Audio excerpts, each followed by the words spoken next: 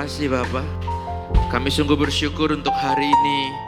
Kalau kami boleh diberikan kesehatan, kekuatan, dan kehidupan yang baik sampai hari ini. Kami percaya Tuhan itu semua hanya karena kasih dan juga anugerah-Mu yang nyata dalam kehidupan kami. Inilah setiap pujian dan penyembahan kami yang kami naikkan di hadapan-Mu Tuhan. Kami percaya apa yang kami lakukan boleh menjadi dupa yang harum di hadapan Tuhan. Dan ini semua boleh menyukakan hati-Mu Tuhan. Dan tiba waktunya untuk kami duduk diam mendengar firman Tuhan. Kami minta Roh Kudus berkuasalah atas hati dan pikiran kami. Sehingga kehidupan kami boleh menjadi benih yang tanah yang subur untuk benih firman Tuhan boleh bertumbuh dalam kehidupan kami. Terima kasih Bapa, kami siapkan hati dan pikiran kami untuk ditaburi firman Tuhan. Dan semua yang siap, mari sama-sama kita katakan amin. Boleh kami berikan tepuk tangan sekali lagi Bapak Saudaraku sekalian. Wah, silakan duduk. Shalom. Bolehkah saya melihat tangan-tangan yang bersukacita terangkat? Wah, puji nama Tuhan. Tepuk kanan kirinya katakan Tuhan mengasihimu. Dengan senyum yang manis. Ya, puji nama Tuhan. Saya mengucapkan terima kasih buat Bapak Ibu Hensan yang sudah memberikan kesempatan untuk saya boleh berbagi pada pagi hari ini kebenaran firman Tuhan. Baik Bapak Saudaraku sekalian, saya mendapat tema bahwa katanya GBI Duta Kerajaan Allah 1 tahun ini berbicara tentang bagaimana kita menjalani kehidupan bersama dengan Tuhan. Oleh karena itu ada satu bagian perspektif bahwa dalam satu tema itu saya dikasih topik bahwa apa yang Tuhan pikirkan dalam kehidupan kita atau apa yang menjadi pikirannya Tuhan. Tapi karena hari-hari ini adalah hari-hari yang buat Bapak Ibu Saudara mungkin beberapa dari antara kita ada yang mengalami kesulitan Bapak Ibu Saudara dan memasuki tahun ini nampaknya kondisi kehidupan kita bukannya semakin baik karena saya melihat kalau Bapak Saudara juga melihat berita atau mungkin nonton di YouTube, sekarang lagi perang di mana-mana Bapak Saudara, amin. Yang penting keluarga Bapak Saudara gak terjadi perang, amin. Suami istri yang ada bersama-sama, coba tengok kanan kirinya suami atau istri. Jangan tengok istri orang lain, jangan tengok juga suami orang lain. Yang penting keluarga kita gak terjadi perang Bapak Saudara, aman-aman, damai, sejahtera, amin. Wah, karena hari-hari ini perang di mana-mana, saudara. Israel kemarin lagi dibombardir, Tel Aviv lagi dibombardir, lalu kemudian Yaman dibombardir sama Amerika. Wah, kacau Bapak Saudara, Ukraina sama Rusia aja belum kelar, udah di mana-mana terjadi perang lagi. Nah, hari-hari ini mungkin kita akan berjalan dalam situasi yang tidak semakin mudah. Oleh karena itu, saya ingin berbagi tentang apa sih kebenaran Tuhan tentang berbagai macam tantangan dalam kehidupan kita. Supaya apa? Supaya kita bisa siap Bapak Saudara. Nanti kita akan lihat, saya akan membagikan ada 3 prinsip yang Tuhan beritakan dalam kebenaran firman Tuhan. Dan 3 prinsip itu sebenarnya menangkal selama ini berbicara tentang persoalan itu ada 3 pemikiran yang seringkali kita pikirkan. Apakah melalui persoalan itu kita dihukumkah atau mungkin kita kurang imankah dan lain sebagainya. Nah, berbagai macam pertanyaan itu seringkali kita ajukan, seringkali kita ada dalam pemikiran kita waktu kita menghadapi persoalan. Tapi izinkan hari ini kita tahu sebenarnya apa sih hatinya Tuhan melalui setiap pergumulan, persoalan yang mungkin hari-hari ini sedang kita alami atau mungkin akan kita alami dan pasti akan kita hadapi. Amin. Supaya waktu Bapak Saudara hari ini mungkin berkata bahwa aku baik-baik aja kok, hidupku lagi oke-oke aja kok, hidupku lagi diberkati kok, apalagi kita lagi mau masuk musim lebaran, wah tokoku lagi rame-ramenya, puji Tuhan Bapak Saudara kalau Bapak Saudara diberkati. Tapi nyatanya dalam kehidupan persoalan, pergumulan pasti akan kita hadapi. Oleh karena itu Bapak Saudara yang hari ini dalam kondisi baik-baik saja, ini persiapan aja. Kalau tiba-tiba Bapak Saudara ada dalam situasi persoalan, pergumulan, kita tahu kebenaran firman Tuhannya. Dan kita tahu ada pemikiran-pemikiran yang seringkali mencoba menyesatkan kita. Tapi pagi hari ini saya sudah ingatkan, kita sudah belajar bahwa sebenarnya bukan seperti itu. Pemikiran kita mungkin salah, tapi kita mau ikutin apa yang jadi pemikirannya Tuhan. Amin Bapak Saudara. Bapak Saudara siap? Nah, saya memulai dengan kitab ini Bapak Saudara. Yesaya pasal yang ke-55 ayat yang ke-8. Dikatakan begini, sebab rancanganku bukanlah rancanganmu dan jalanmu bukanlah jalanku. Demikianlah firman Tuhan. Saya pengen kita melandasi firman Tuhan ini dengan ayat ini. Kenapa? Karena ayat ini mengajarkan kita bahwa apa yang kita rencanakan, apa yang kita mimpikan, apa yang kita cita-citakan seringkali berbeda dengan apa yang Tuhan rencanakan, mimpikan, dan cita-citakan buat kehidupan kita. Nah, kenapa saya pengen kita belajar terlebih dahulu dari ayat ini supaya kita melandasi semuanya dengan sebuah prinsip bahwa apa yang kita rancangkan, apa yang kita pikirkan seringkali berbeda dengan apa yang Tuhan rancangkan dan pikirkan. Supaya apa? Supaya kita memahami bahwa kalau Tuhan yang berkehendak, kalau Tuhan yang punya rencana, kalau Tuhan yang punya rancangan, ya kadang-kadang emang berbeda dan itu baik-baik aja.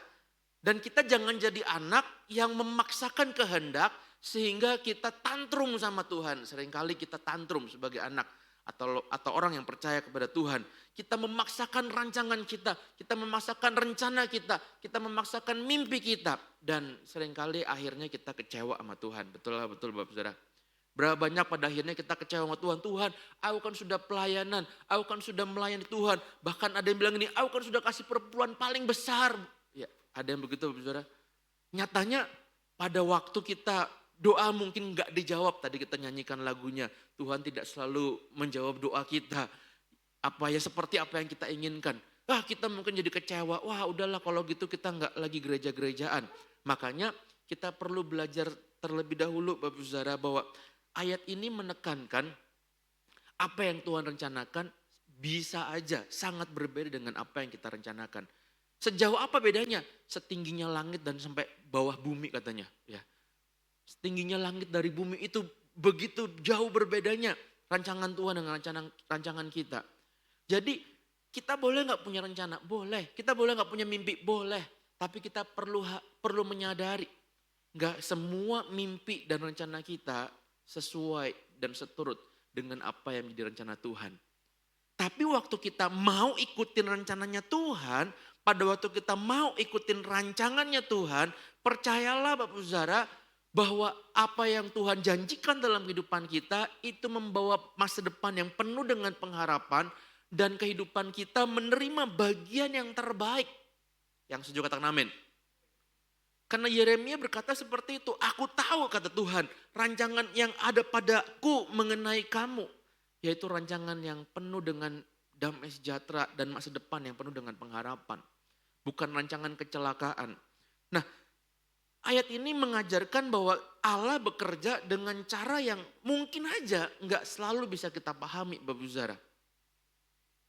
Jadi Bapak Saudara perlu menyadari ada banyak dalam kehidupan kita mungkin aja kita berkata bahwa kok aku jadi orang sulit terus ya. Tapi sebenarnya Tuhan sedang bekerja dalam kehidupan kita dan kita kadang-kadang gak menyadarinya. Kenapa? Karena rancangan Tuhan itu selalu berbeda dari apa yang kita inginkan. Apa yang kita cita-citakan. Bisa aja kita gak paham dengan apa yang Tuhan mau lakukan dalam kehidupan kita. Nah oleh karena itu Bapak Saudara kita sadari dulu. Pertama ini kita menyadari dulu bahwa apa yang kita pikirkan, apa yang kita mimpikan, apa yang kita cita-citakan mungkin aja berbeda dengan apa yang sedang Tuhan rancangkan dan pikirkan. Termasuk melalui persoalan dalam kehidupan kita. Saya punya anak, Bapak Saudara, saya punya anak dua orang, satu umur 12 tahun, satu umur 5 tahun. Tahun ini umur 13 dan tahun ini umur 6 berarti Bapak Saudara ya. Nah seringkali kalau kita ngomong sama anak kita, nah anak saya yang pertama itu dulu suka permen, suka ciki, suka jajanan gitu-gitu Bapak Saudara. Dan kadang-kadang kita gak kasih, jangan ya. Bahkan saya dari sejak kecil gak pernah kasih anak saya yang pertama itu permen karet Bapak Saudara. Kenapa? Karena dulu saya suka banget permen. Saya ingat dulu saya tinggal di Majenang, tahu Bapak Saudara tahu Majenang? Biasanya ada jemaat, saudara, ada jemaat, oma-oma. Saya kurang ajar banget, saya sedikit cerita, saudara. Saya kurang ajar banget karena oma-oma ini punya punya pantat agak besar, saudara. Jadi kalau jalan tuh lucu, saudara. Gejreng. Nah setiap kali dia datang salaman sama mami papi saya di depan, karena mami papi saya gembalanya, saya suka pukulin pantatnya, saudara. maafkan saya, maafkan saya. Saya kurang ajar bener memang. Wah pantat besar, pantat gede. Saya bilang pantat gede, pantat gede. Saya pukul-pukul gitu. Tapi sayangnya oma ini begitu dipukulin begitu, Victor. Karena mungkin dia nggak enak ya, karena saya anak pendeta. Dalam hati saya, ini anak kurang, dalam hatinya mungkin bilang, ini anak kurang ajar banget gitu ya. Tapi dia bilang begini, Oma punya permen buat kamu. Wah dia udah siapin dari rumah satu bungkus permen. Dan di situ isinya permen karet, permen yang lain. Wah saya senang banget. Saya pikir saya anak kurang ajar tapi dikasih yang terbaik dari oma ini. Nah oma ini sekarang sudah meninggalkan kita dan bersama dengan Tuhan. Tapi saya ingat banget kisah itu karena saya suka banget permen. Pada akhirnya gigi saya rusak saudara.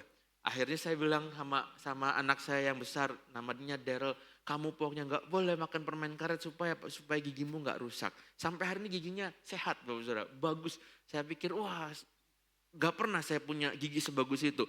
Nah, kadang kita mungkin pikir begini, Bapak Saudara, waktu orang tua larang anaknya, sebagai anak kita berpikir bahwa wah papaku jahat, betul Bapak Saudara? Wah papaku nggak sayang sama saya. Wah masa saya nggak boleh makan makanan yang enak. Tapi kemudian kita perlu menyadari bahwa seringkali apa yang mungkin Tuhan larang, Tuhan gak izinkan, itu merupakan bentuk sebuah pertahanan, sebuah penyelamatan supaya kehidupan kita gak terperosok lebih jatuh dan lebih dalam lagi. Nah berbeda dengan anak saya yang kedua, Bapak Saudara, anak saya yang pertama sukanya makan junk food. Dikasih ciki dia makan, dikasih permen dia makan, justru dikasih sayur dia kadang-kadang suka gak mau makan. Nah sedangkan anak saya yang kedua, kita sampai jejelin ciki Bapak Saudara, taruh kita jejelin. Sekarang saya mau tanya Bapak Saudara, adakah di ruangan ini kalau ada taruh di depan, ada ciki di depan dan gak ada makanan yang lain, Bapak Saudara gak mau makan itu? Ada Bapak Saudara? Gak ada ya, pasti kita makan aja. Karena itu sesuatu yang enak, betul anak muda? Taruh, halo ciki, suka? Ada yang gak suka di sini? Gak ada kan? Anak saya gak mau Bapak Saudara, yang kedua. Saya sampai jejelin, ini enak loh, namanya anak kedua Casey. Casey ini enak loh. Saya sampai jejelin, saya pikir ini baru ada pertama kali mungkin dalam hidup, dalam sejarah gitu ya. Orang tua yang jejelin taruh sama anaknya. Betul lah betul. Saya jejelin sampai di depan mulutnya, dia gak mau. Dia bilang ini, I don't like junk food katanya. I'm like healthy food katanya. Saya bilang sedap banget. Coba kalau anak Tuhan kayak gini Bapak Saudara ya. Dia mungkin kalau saya analogikan sebagai anak Tuhan, kita sebagai jemaatnya Tuhan, kita bilang Tuhan, aku nggak mau lah ikutin rencanaku, aku maunya ikutin rencana Tuhan aja. Nggak enak nggak apa-apa, ya penting aku mau sesuai dan seturut dengan rencana Tuhan. Wah keren banget. Setiap kali kita melangkah mungkin kamu mau apa? Wah udah nggak perlu ditanya lagi, wah udah berkat limpah deh pokoknya. Tapi kadang-kadang kan kita nggak gitu ya, amin Bapak Saudara. Kita sebagai jemaat Tuhan seperti anak saya yang pertama atau seperti anak saya yang kedua? Kalau nggak dikasih kita tantrum nggak sih? Nah oleh karena itu Bapak Saudara jangan tantrum Bapak Saudara. Saya mau mulai dari ini dulu. Ini penting banget karena begini. Seringkali kita marah sama Tuhan gara-gara kita tidak menerima apa yang kita inginkan. Kita cita-citakan. Tapi seringkali kita tahu dan kita sadar pada pagi ini. Rencana Tuhan itu jauh dari apa yang bisa kita pikirkan. Mungkin aja waktu kita nggak menerima apa yang kita inginkan, itu bentuk proteksinya Tuhan supaya kita nggak semakin jatuh. Nah, oleh karena itu ada 3 miskonsepsi pemikiran kita yang seringkali salah dalam waktu kita menghadapi persoalan. Mari kita coba lihat Bapak Saudara, 3 kata-kata ini, 3 kalimat ini saya akan belajar juga apa yang jadi dasar firman Tuhannya supaya kita punya pemikiran yang benar dari 3 kisah yang ada Alkitab. Nah mari kita lihat Bapak Saudara. Yang pertama seringkali kita bilang begini, kalau Tuhan itu baik kenapa aku harus menderita? Betul? Kira-kira kalimatnya bisa berbentuk macam-macam. Katanya Tuhan baik, kok aku ngalamin kesulitan? Halo, ya. Katanya Tuhan baik, kalau Tuhan baik kenapa Tuhan kirimkan Adam dan Hawa untuk jatuh dalam dosa, kirimkan ular untuk menggoda? Wah itu pertanyaan yang berkali-kali dan mungkin berabad-abad sering ditanyakan Bapak Saudara. Nanti kalau Bapak Saudara penasaran mungkin Bapak Saudara bisa tanya sama Bapak Gembala, bikin ada kelas Bible Study ya. Kenapa? Kalau Tuhan tahu, biasanya tanyanya begini, Tuhan tahu gak sih kalau manusia itu bakal jatuh dalam dosa? Tahulah, Tuhan kan maha tahu, apa yang Tuhan gak tahu? Lah terus kalau Tuhan tahu manusia bakal jatuh dalam dosa, kenapa Tuhan harus menciptakan pohon pengetahuan yang baik dan yang jahat. Dan kalau dia tahu kenapa manusia itu akan menikmati itu pohon dan jatuh dalam dosa, kenapa Tuhan harus ciptakan? Macam-macam Bapak Saudara, itu kayaknya pertanyaan yang gak penting untuk kita bahas hari ini. Tapi Bapak Saudara, itu pertanyaan yang berabad-abad dipertanyakan. Nah, seringkali kita bilang, kalau Tuhan baik kenapa kau harus menderita? Kenapa kau harus susah? Saya mau jawab dari sebuah kisah anak muda yang bernama Yusuf, Bapak Saudara. Kejadian 50 ayat yang ke-20 ini tertulis atau mengisahkan pada waktu Yusuf bertemu lagi dengan keluarganya, bertemu lagi dengan kakak-kakaknya. Setelah puluhan tahun Yusuf itu dibuang dari rumahnya. Dia berkata begini, memang kamu telah mereka-rekakan yang jahat terhadap aku, tetapi Allah telah mereka-rekakannya untuk kebaikan dengan maksud melakukan seperti yang terjadi sekarang ini, yakni memelihara hidup suatu bangsa yang besar. Nah, kita tahu Bapak Saudara, kisah Yusuf. Siapa yang gak tahu kisah Yusuf? Boleh lambaikan tangan? Gak ada, semua pasti tahu. Yusuf dari usia muda belia, diperkirakan usianya sekitar 14 sampai 17-an tahun. Ya, seumur sama Hans kali ya. Benar ya? Hans umur berapa ya sekarang? Nah, sekitar umur Hans lah. Dia dibuang Bapak Saudara sama kakak-kakaknya. Dijadikan budak. Ya, untung Hans cuma jadi pemain drum ya, Pak. Dibuang dijadikan budak. Udah mulai naik jabatan nih di rumahnya Potifar. Dia difitnah. Dimasukkan dalam penjara para raja. Tahu nggak Bapak Saudara, penjaranya para raja itu penjara yang nggak pakai dihakimi di zaman itu. Kapan keluarnya? Kalau raja inget. Kalau raja nggak inget, ya selamanya aja di penjara itu. Lah di dalam penjara Yusuf udah mulai naik tingkatan, dan pada waktu dia berjumpa dengan juru minum dan juru makan raja, dia bilang nanti kalau kamu keluar dari penjara ini jangan lupakan aku ya. Tapi ternyata dilupakan sama mereka. Ya karena juru makan raja mati gitu ya, karena dibunuh. Dan akhirnya dilupakan selama hampir 3 tahunan sekitar itu Bapak Saudara. Sampai pada akhirnya setelah puluhan tahun dia ada di penjara. Yusuf diangkat menjadi orang nomor 2 di Mesir. Menjadi wakil atau menjadi orang tangan kepercayaan dari Firaun. Nah, pada waktu dia menyelamatkan Mesir dari kelaparan, disinilah kisah yang sangat menarik. Bangsa Israel atau anak-anak atau kakak-kakak dari Yusuf itu datang meminta makan kepada orang Mesir. Yusuf itu penguasanya Bapak Saudara di waktu itu. Dia yang berhak mengeluarkan gandum berapa banyaknya. Tapi waktu dia berjumpa dengan kakak-kakaknya, dia bisa balas dendam Bapak Saudara. Saya yakin dan saya percaya kalau saya tanya begini, Bapak Saudara kalau Anda jadi Yusuf, yang udah dibuang sama kakakmu atau sama keluargamu, tiba-tiba keluargamu satu kali ketika datang dan dia bilang tolong bantu saya. Dan kita punya kuasa untuk menjatuhkan, bahkan membunuh, membinasakan. Kira-kira apa yang kita lakukan? Kita mau tolong atau kita mau udah tekan aja sekalian. Biar tahu rasa, gara-gara kamu aku menderita puluhan tahun. Halo, pilih yang mana? Dari muka-mukanya udah kelihatan saudara. Pasti pilih yang tekan langsung, amin. Iya gak sih? Dari muka-mukanya Anda udah mulai kejam, sama saya udah mulai melihatnya udah tatapannya sinis banget gitu ya. Jadi saya yakin banget itu pasti yang nomor pertama. Tapi Yusuf gak lakukan itu Bapak Saudara. Yang Yusuf lakukan apa?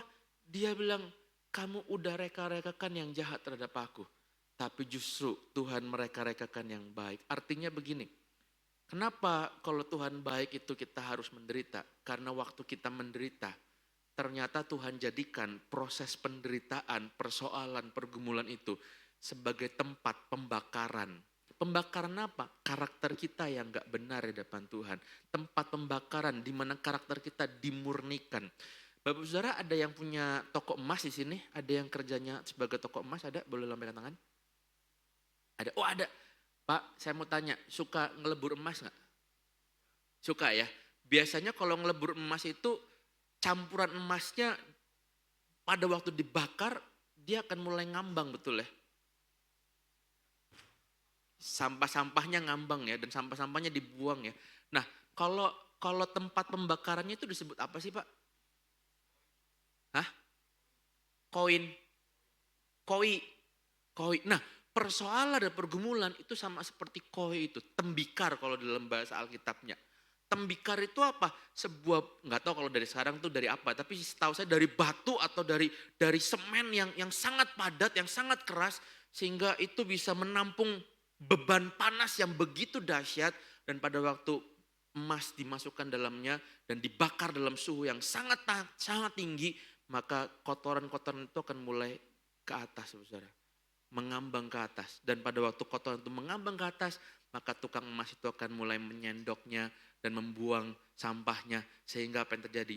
Di bawahnya itu adalah emas yang murni. Nah, sama dengan persoalan dan pergumulan dalam kehidupan kita. Pergumulan dan persoalan itu sama seperti koi tadi, tembikar. Di mana pada waktu kita masuk dalam persoalan dan pergumulan, karakter kita semakin dibersihkan, dimurnikan, disaring sama Tuhan. Sehingga pada waktu kita menghadapi situasi yang sebenarnya sudah murni, sudah bersih, kita bisa menjadi alat yang dipakai oleh Tuhan untuk menyelamatkan orang-orang yang ada di sekitar kita. Oleh karena itu Bapak Saudara, firman Tuhan di bagian yang lain berkata bahwa berbahagialah apabila kamu jatuh-jatuh dalam berbagai persoalan. Wah, gimana kita bisa berbahagia? Justru ini merupakan kesempatan. Kalau Bapak Saudara sudah tahu, waktu kita masuk dalam persoalan dan pergumulan itu justru kita dimurnikan. Kita perlu berbahagia karena persoalan merupakan tempat untuk kita belajar dan dimurnikan. Nah, Corrie ten Boom bilang seperti ini Bapak Saudara, Tuhan tidak pernah menjanjikan langit selalu biru, tapi Dia berjanji hadir di setiap langkah kita. Waktu kita ada dalam situasi susah, persoalan, waktu dibakar itu memang situasi yang gak enak Bapak Saudara. Tapi saya yakin dan percaya, tangan penyertaan Tuhan yang kuat itu selalu menyertai kehidupan kita, memberikan kita kekuatan, memberikan kita kemampuan, amin. Jadi kalau Bapak Saudara hari ini ada yang rasanya aduh sakit banget, ditindas, dengar baik. Karakter kita sedang dimurnikan seperti serupa Kristus. Nyatanya susah gak? Susah Bapak Saudara. Kekristenan itu gak melulu bicara tentang soal berkat, tapi bicara tentang pemurnian juga. Makanya kalau kita hidup bersama dengan Tuhan, salib yang harus kita terima, yang harus kita tanggung, harus kita jalani, harus kita lakukan. Memang gak enak, tapi percayalah waktu kita selesai dari semuanya itu, kita akan tampil lebih, jadi pribadi yang lebih baik lagi. Amin.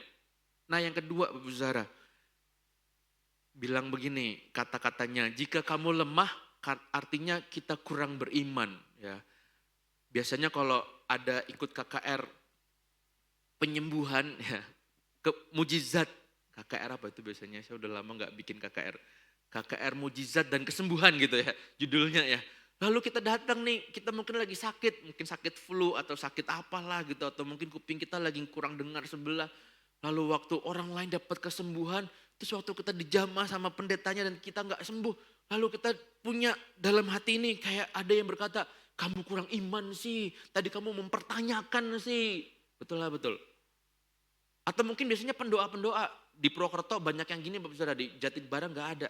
Pendoa-pendoa waktu datang KKR kesembuhan, lalu ngeliat ada orang yang lumpuh gak sembuh-sembuh. Kita langsung bilang gini, memang dia kurang iman sih, udah dibilangin ayo jalan, gak percaya sih makanya gak sembuh-sembuh. Halo, bener gak sih suka gitu Bapak Saudara? Nah Bapak Saudara, kita bilang, wah kalau kamu lemah artinya kamu kurang beriman. Sebenarnya begini Bapak Saudara, setiap kita pernah ada dalam situasi yang lemah dan itu hal yang wajar. Katakan wajar. Bukan berarti waktu kita ini hidup bersama dengan Tuhan setiap saat kita ada dalam situasi yang sangat kuat terus. Ada waktunya kita lemah juga. Nah ada sebuah kisah yang tertulis dalam satu Raja-Raja, Bapak Saudara mungkin bisa baca ini kisah yang menarik, kisah tentang Elia, Bapak Saudara. Suatu ketika Elia melihat bahwa bangsa Israel itu menyembah Baal, Bapak Saudara.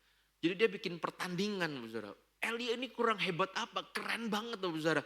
Waktu itu bangsa Israel lagi dalam situasi kekeringan, dia bikin pertandingan bersama dengan Baal, para nabi-nabi Baal.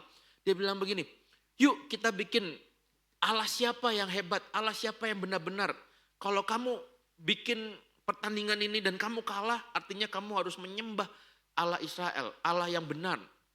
Tapi kalau kamu menang, artinya memang Baal yang luar biasa gitu, yang hebat. Mereka bikin pertandingan, bikin mesbah di atas sebuah bukit, Bapak Saudara, di atas bukit pengorbanan, bikin mesbah, lalu kemudian pertandingannya sederhana, siapa yang bisa kirimkan api dari langit yang pertama dia yang menang, ya, katanya gitu ya. Ini mungkin kalau dikisahkan lebih menarik daripada The Last Supper. Ya. Ada yang udah nonton film The Last Supper, Bapak Saudara? Kayaknya ini lebih menarik daripada The Last Supper ya. Karena kisahnya heroik banget. Singkat cerita, Baal itu 450 nabi Baal, mereka nari-nari, mereka nyembah Baal. Mereka minta api diturunkan dari langit. Sampai sore gak muncul-muncul saudara apinya. Sampai Elia capek, mungkin udah duduk di pinggir gitu sampai bilang ini, Baalnya lagi sibuk kali gitu ya, mungkin lagi ngece-ngece gitu ya. Lalu kemudian giliran Elia, udahlah kamu katanya berhenti karena mereka udah menyakiti diri sendiri, mereka udah silat-silat badannya apa segala macam.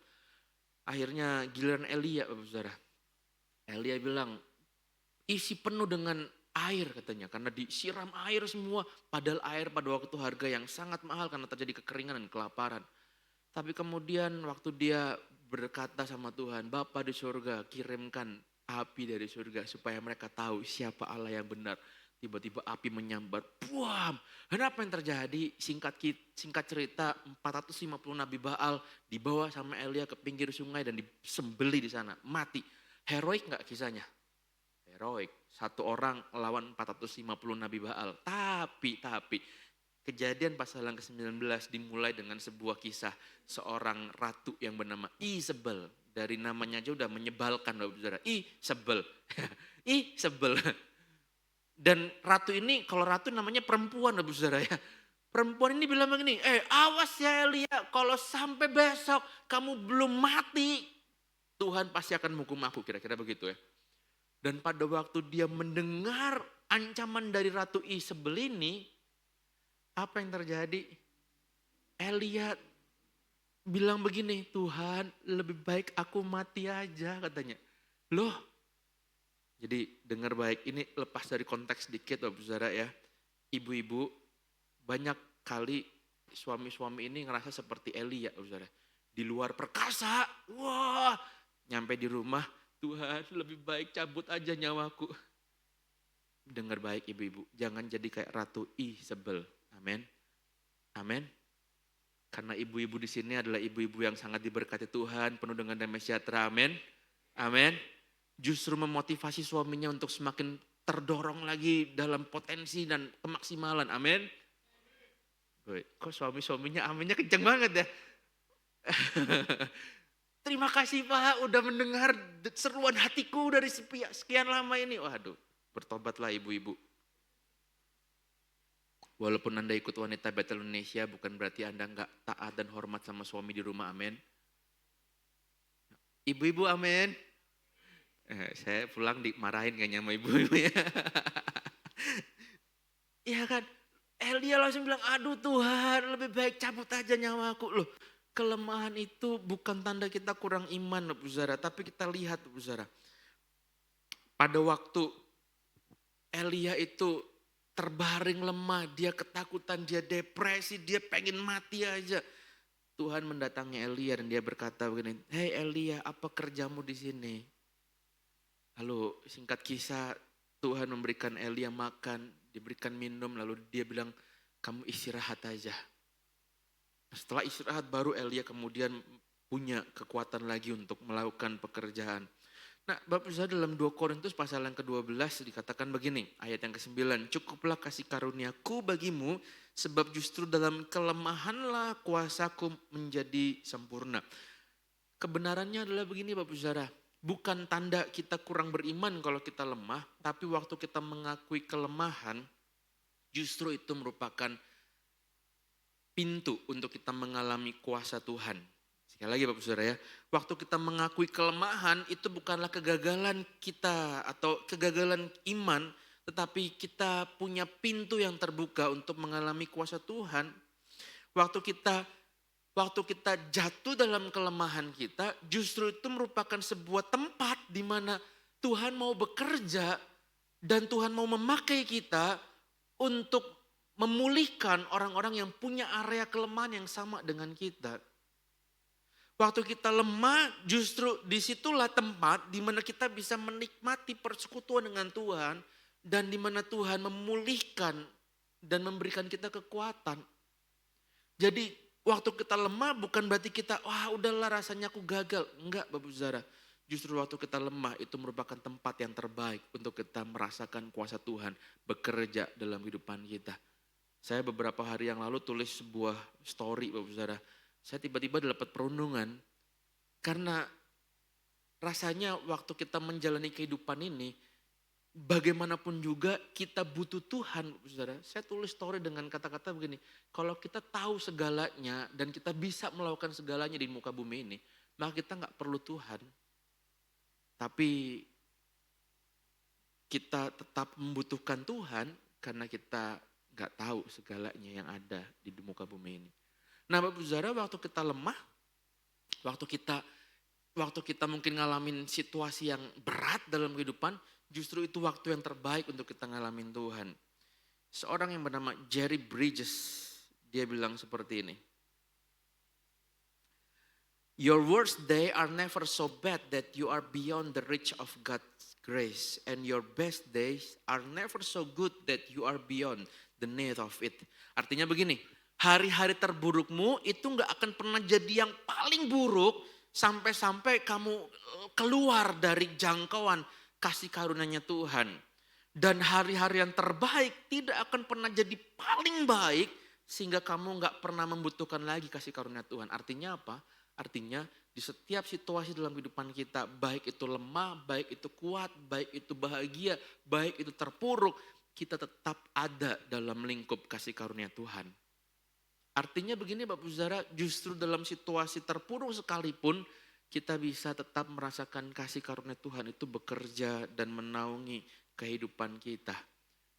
Sekali lagi Bapak Saudara, mengakui kelemahan bukanlah sebuah dosa, bukanlah sebuah halangan.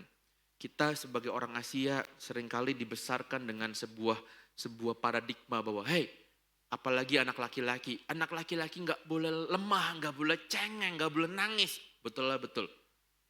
Saya seringkali diomongin sama orang tua saya begitu. Waktu saya jatuh nangis, anak laki-laki kok nangis, kuat dong. Kayak gitu aja gak sakit dong. Betul Bapak Saudara ya. Makanya maaf Bapak Saudara, maaf. Saya seringkali beberapa waktu ini melihat ODGJ itu banyaknya laki-laki Bapak Saudara dibandingkan yang perempuan. Betul lah betul. Mungkin di Jatibarang gak ada ya ODGJ ya. Tapi saya lihat tuh beberapa waktu terakhir ini kok banyak banget ODGJ tuh laki-laki Bapak Saudara. Jarang ada yang perempuan. Kenapa? Saya mungkin mulai merenung. Kalau perempuan mungkin sudah ada komunitasnya kan. Ada Wanita Betel Indonesia ya kan. Kalau di Prokerto ada namanya Macan Ternak Bapak Saudara. Tahu gak Macan Ternak? Mama cantik antar anak katanya. Ada wadahnya. Karena waktu Macan Ternak ini bekerja Bapak Saudara, mereka antar anak sambil nungguin anak, mereka datang ke kafe, mereka ngerumpi, ngerasani suami mereka. Ya kan? Ini loh masalahnya gini. Jadi pikiran mereka itu plong Bapak Saudara. Sedangkan pria, karena sejak kecilnya udah bilang, jangan nangis, anak pria kok lemah, anak laki kok cengeng. Jadi kita gak pernah bisa nangis, betul?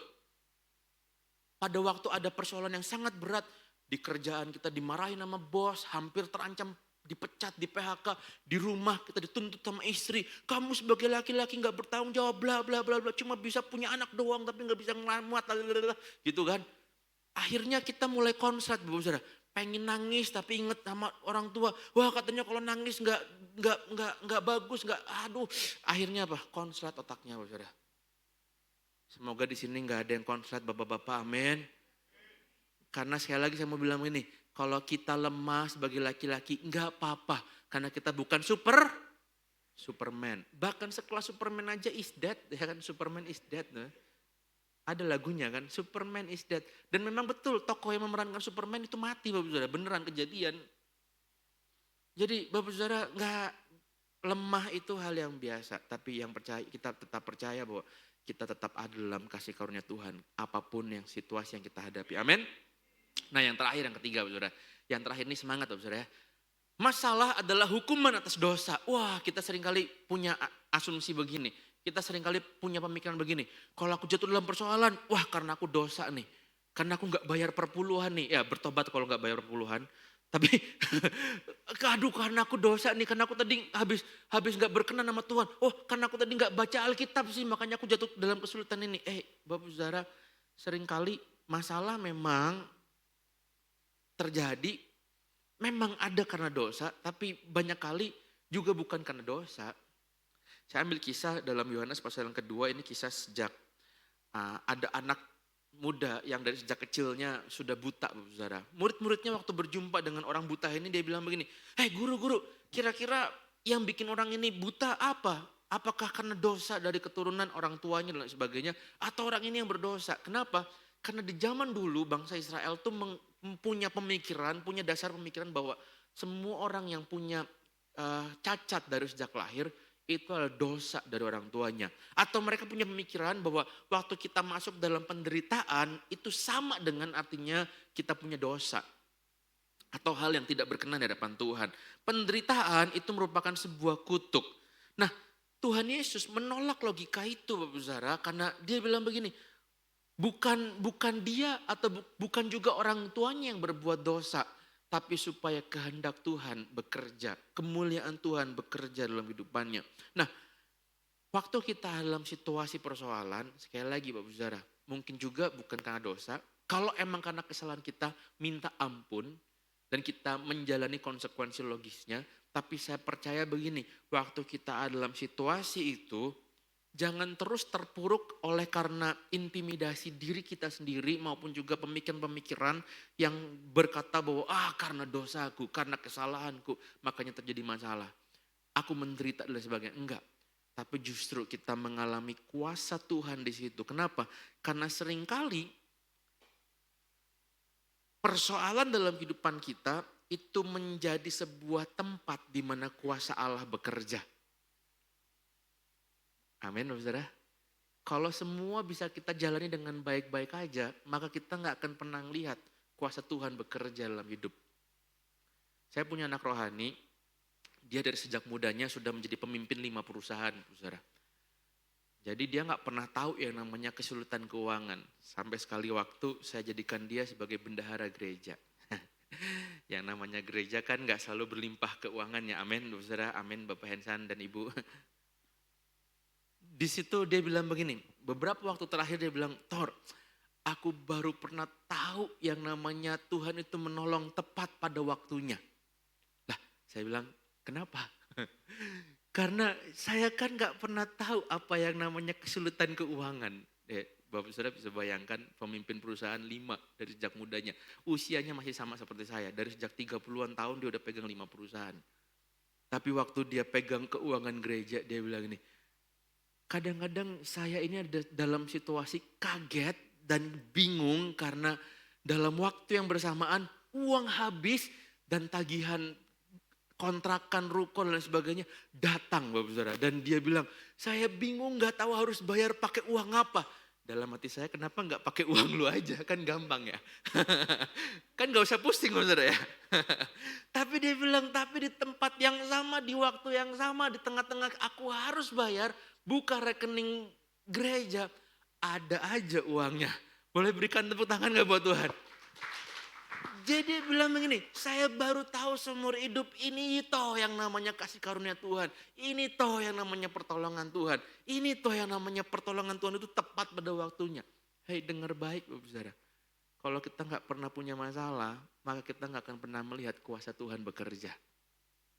Tapi waktu kita punya masalah, dan kita tahu bahwa waktu kita keluar dari masalah itu bukan karena kuat dan gagah kita baru tahu bahwa itu adalah karena kuat dan gagahnya Tuhan kita. Amin.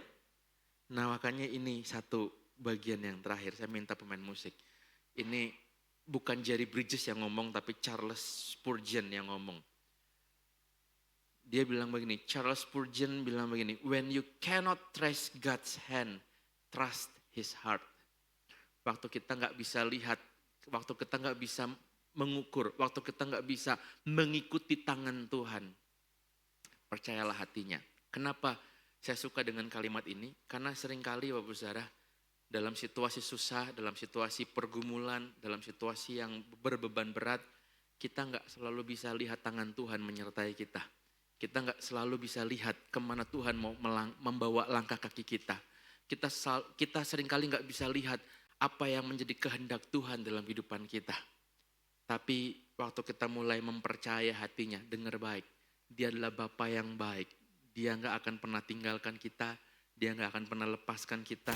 Dia nggak akan pernah izinkan kita ada dalam persoalan dan pergumulan. Saya mau ambil satu kisah, Bapak Saudara. Baru aja banget terjadi pagi ini. Baru banget, sepanjang tadi saya perjalanan, jam 6.20-an tadi saya ditelepon, di WA sama salah satu staff di Purwokerto. Victor, Daryl mana? Anak saya yang besar. Daryl mana? Saya bilang, loh kenapa? Belum datang ya?